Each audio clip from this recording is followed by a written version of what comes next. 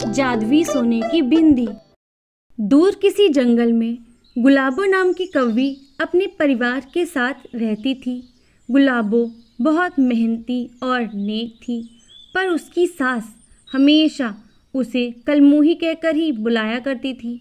लेकिन गुलाबो बिना कुछ कहे हमेशा अपनी सास को खुश करने की कोशिश में लगी रहती थी।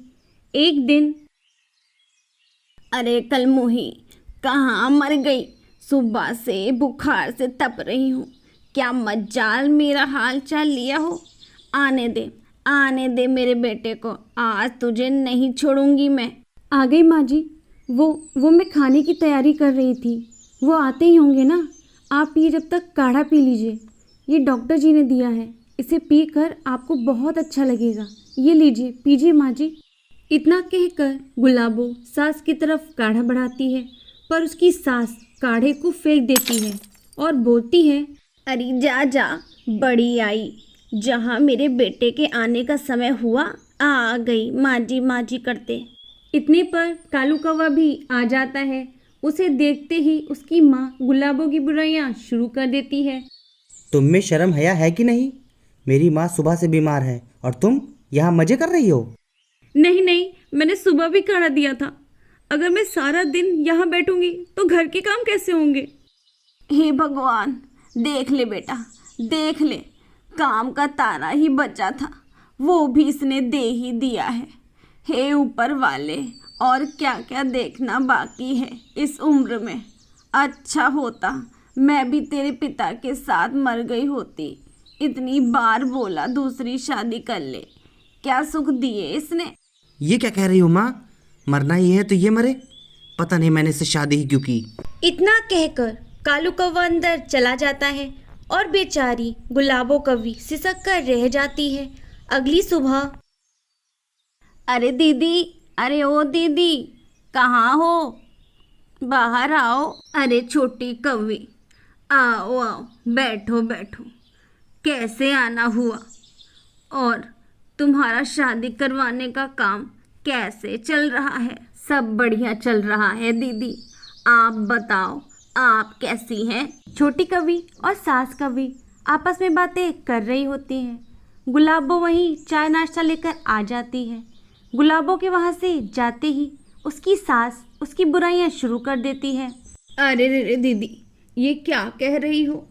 कालू ने ऐसा कहा? और क्या, इस मनहूस से पीछा छूटे तो ही अच्छा है। मेरा कालू भी बड़ा परेशान है इससे। सास कौवी की बातें सुनकर छोटी कौवी उसे गोरी कौवी की फोटो देती है। फोटो देखते ही सास कौवी उसे पसंद कर लेती है। शाम होने पर, आने दो मेरे कालू को, उसे मना कर ही रहूंगी। कैसे नहीं मानेगा वो। अरे माँ, तुम बाहर क्यों बैठी हो? तुम्हें मैं बैठी लग रही हूँ?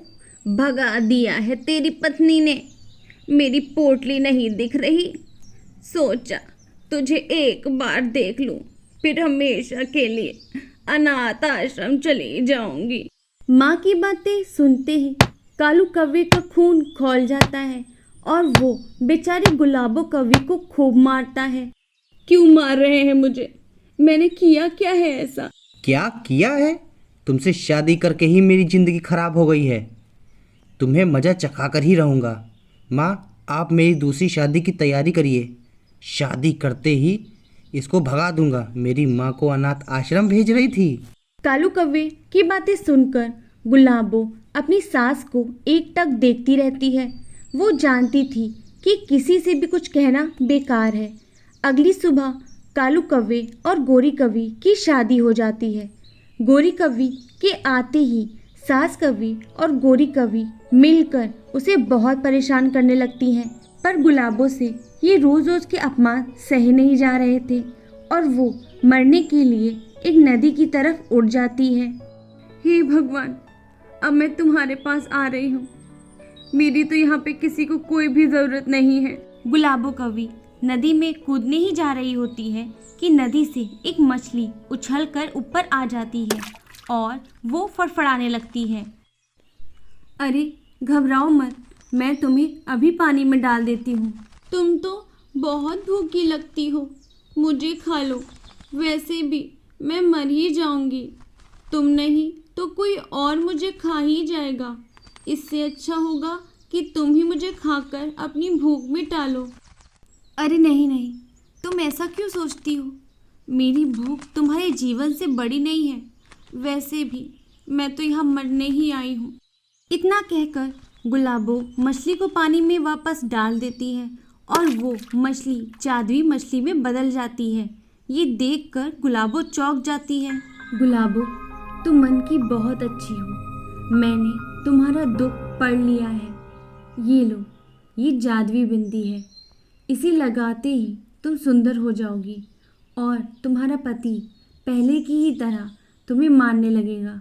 जादुई बिंदी लगाते ही गुलाबो एक खूबसूरत कवि में बदल जाती है और अपने घर की ओर उड़ जाती है।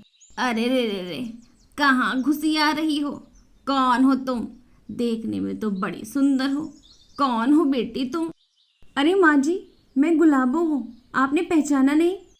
गुलाबो? नहीं नहीं, तुम गुलाबो नहीं हो सकती। माँ जी, मुझे तो कोई ये चोर लगती है। अरे नहीं नहीं गौरी कवि, मैं गुलाबो ही हूँ। मुझे ठीक से देखो।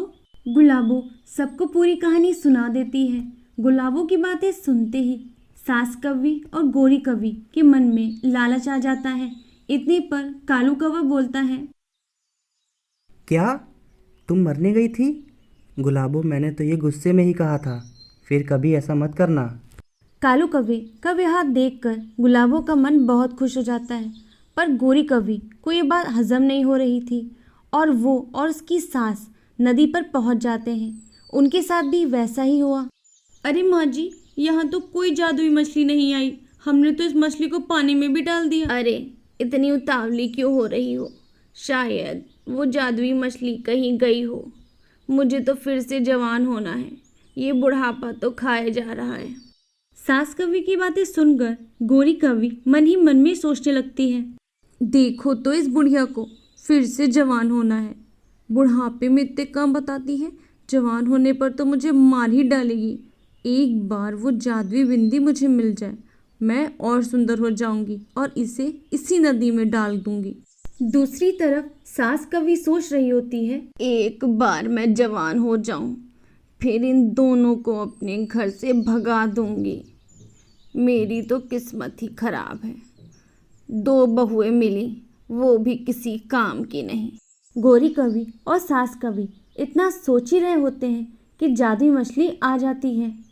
माफ़ करिएगा, मुझे देर हो गई। मैंने आप दोनों के मन की बात पढ़ ली है। ये लीजिए जादुई बिंदी, इसे लगाते ही आप दोनों की इच्छाएं पूरी हो जाएंगी। जादुई मछली उन दोनों को जादुई बिंदी देकर गायब हो जाती है, पर दोनों तो एक दूसरे को मारना चाहती थी, इसीलिए दोनों एक दूसरे की बिंदी छीनने लगती हैं। छीनते छीनते उन्हें होश ही नहीं रहता और वो नदी के किनारे आकर गिर जाती हैं और डूबकर मर जाती हैं। दूसरी तरफ गुलाबो कवि कालू कवि के साथ शांति से अपना जीवन बिताने लगती है। दोस्तों, आपको ये कहानी कैसी लगी हमें कमेंट करके ज़रूर बताइएगा और अगर आप हमारे चैनल पर नए हैं तो हमारे चैनल को सब्सक्राइब करना ना भूलिएगा। फिर मिलते हैं एक नई कहानी के साथ।